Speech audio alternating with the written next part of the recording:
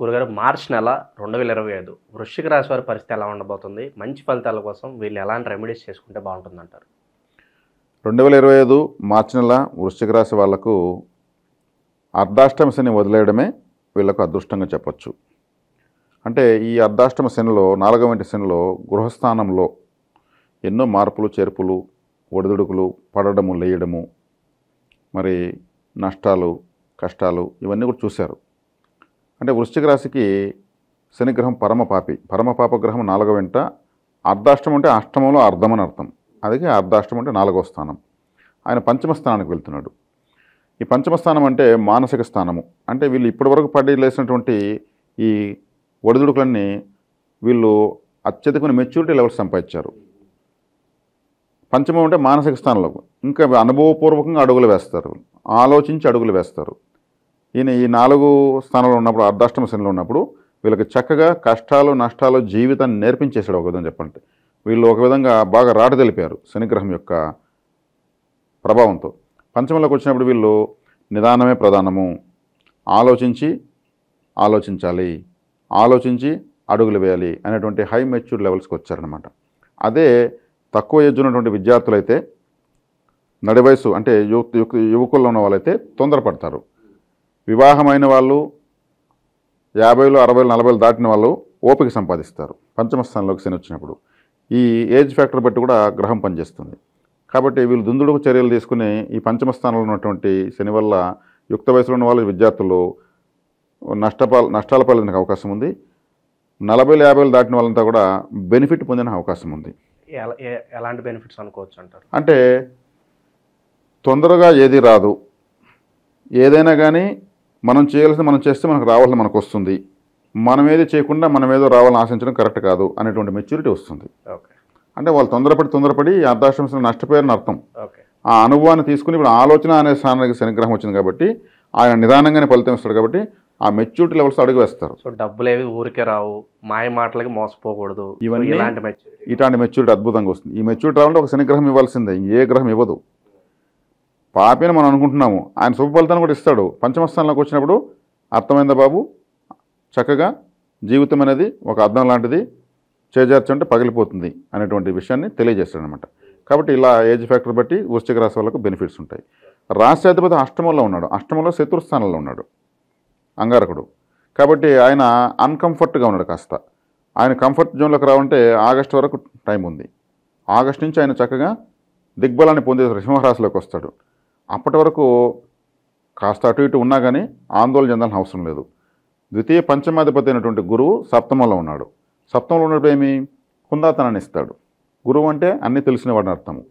కాబట్టి ఆర్థికంగా ఏదో ఒక విధంగా వీళ్ళకి తోడ్పాటు అవుతూనే ఉన్నాయి పరిస్థితులు. గురువు సప్తమంలో ఉన్నాడు కాబట్టి, గురు బలం ఉంది కాబట్టి, ఈ రాశికి యోగకారకుడు కాబట్టి. ఎటొచ్చి ఇప్పుడు పంచమ స్థానానికి ఈ మాసాంతానికి 9వ తారీఖు తర్వాత బుధుడు వెళ్తున్నాడు, 14వ తారీఖు తర్వాత రవి వెళ్తున్నాడు. ఆల్రెడీ అక్కడ రాహువు శుక్రుడు స్థితిగతులే ఉన్నారు, లాభస్థానంలో కేతు ఉన్నాడు. ఈ పరిస్థితులు చూస్తే వీళ్ళకు శుభ ఫలితాలే ఉన్నాయని చెప్పొచ్చు, కానీ ఆందోళన చెందాల్సిన అవసరం అయితే ఏమీ లేదు. ఎందుకంటే ఇక్కడ అర్ధాష్టమ శని వదలడం అనేది ఒక తడబాటు తొలగిపోయింది. సో ఇంకా ఇది వదిలింది కాబట్టి ఎప్పటి నుంచో కొన్ని పనులు ప్రారంభిస్తారు, అవి ముందుకెళ్ళవు. అలాంటి పనులన్నీ కూడా త్వరగా ముందుకెళ్ళే అవకాశాలు కనిపిస్తున్నాయి అంటారా? మరి అంటే ఇక్కడ వచ్చేకాడికి పంచమంలో శని వచ్చినప్పుడు ఒక సామెత ఉంది, పంచమ శని పంచమంలో శని ఉన్నటువంటి వాని పంచన ఉండకూడదు అని. అంటే అలా అంటున్నారు. కాబట్టి ఇక్కడ ఏరా అంటే ఏది కానట్టే ఉంటుంది కానీ అవుతూ వస్తాయి, ఏది జరగనట్టే ఉంటుంది జరుగుతూ వస్తాయి.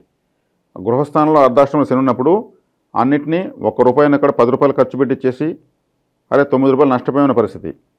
అదే ₹10 పెట్టుబడి పెట్టి ప్రయోజనం పొందాలనుకున్నప్పుడు ₹100 పెట్టాల్సి వస్తుంది. అంటే డిఫరెన్స్లు ఎక్కువ ఉన్నాయి. ఇప్పుడు వచ్చేకాడికి వీళ్ళు ఆచితూచి అడిగేస్తారు, కాస్త పిసినార్థనాన్ని కూడా ప్రదర్శిస్తారు. వీళ్ళు గతంలో పడినటువంటి ఇబ్బందులు వద్దు, ఆలోచిద్దాము, రేపు నిర్ణయం తీసుకుందాము అనేటువంటి మెచ్యూరిటీ లెవెల్స్ వచ్చేస్తాయి.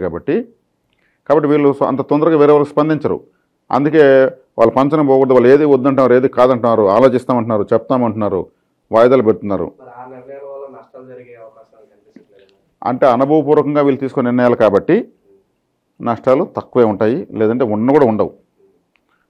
కాబట్టి వీళ్ళు చాలా మెచ్యూరిటీ లెవెల్స్కి వృశ్చిక రాశి వాళ్ళు వెళ్ళరని చెప్పొచ్చు.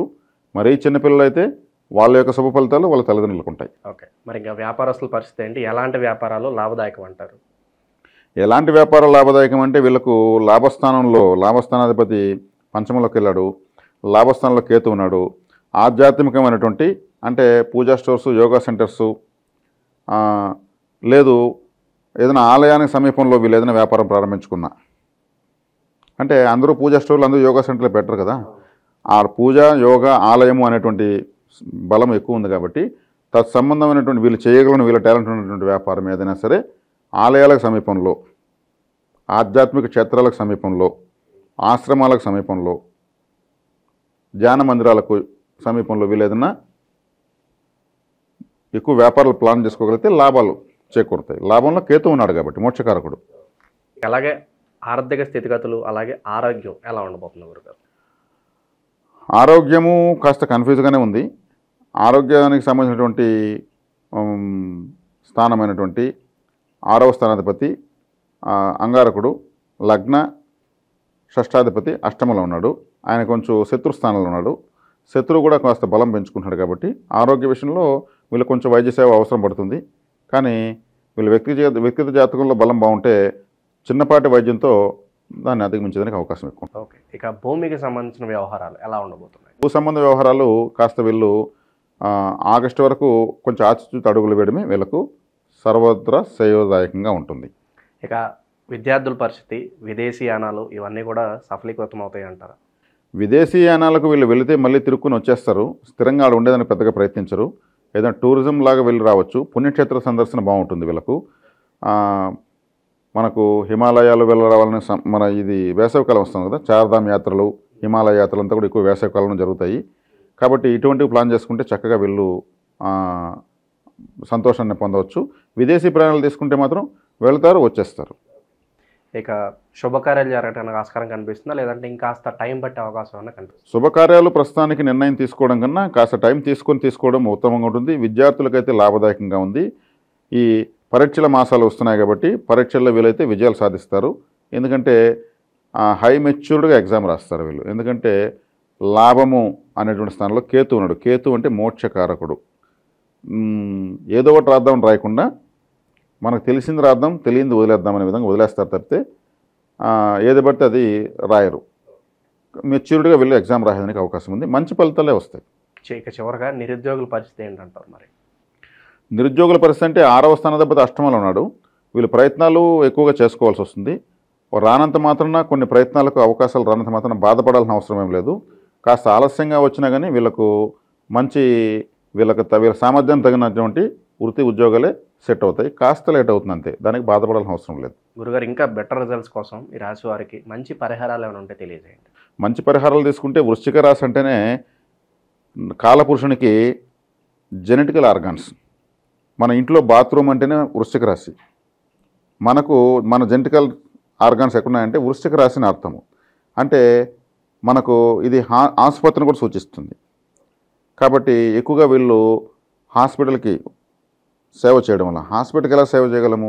అక్కడ ఉన్న రోగులకు పాలు పండ్లు రొడ్లు పంచడము, ఆసుపత్రి శుభ్రతకు మాప్ స్టిక్స్ లేదా చీపురు కట్టలు లాంటివి ఇవ్వడము, liquids, floor cleaners, toilet cleaners ఇవ్వడము, ఇటువంటివి చేస్తూ ఉంటే వీళ్ళ రాశి శుభ్రం అవుతూ ఉంటుంది.